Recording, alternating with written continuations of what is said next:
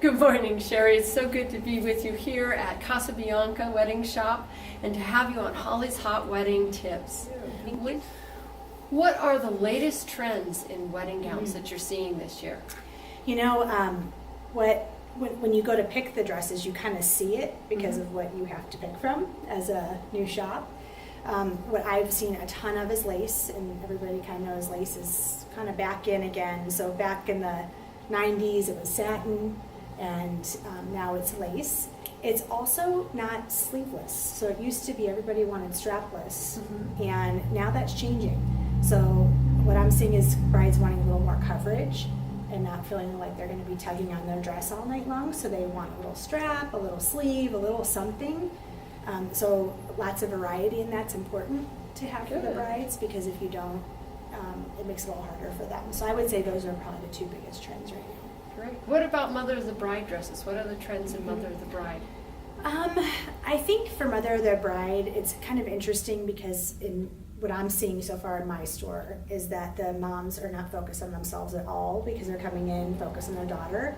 So I'm anxious to see how that kind of develops, because I think once the brides come in for their alterations, then moms are going to start thinking about themselves. I think they want more casual. I don't think they're looking for elegant evening wear. I think they, especially in Colorado, because it's so beautiful here, they like to wear shorter dresses and not have this cumbersome long dress.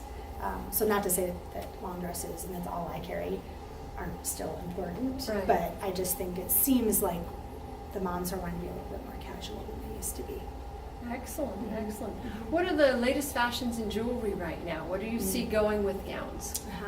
I think what I'm seeing more of is big chunky earrings and less necklaces, less putting things on the neck, and leaving that open and having something really pretty in the ear, and then doing bracelets. The other thing is rose gold.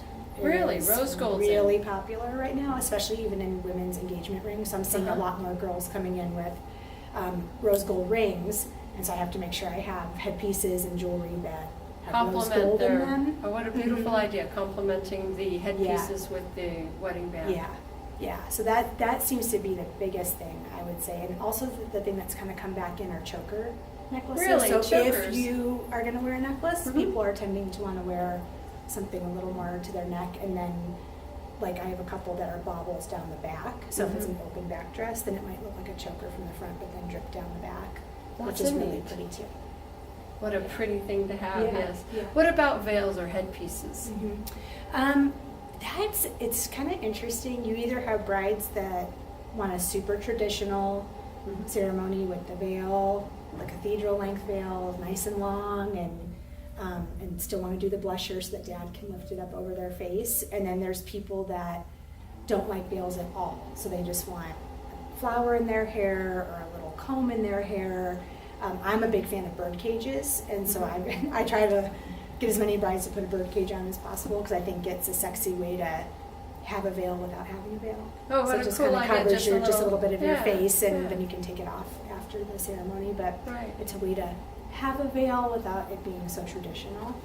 Excellent.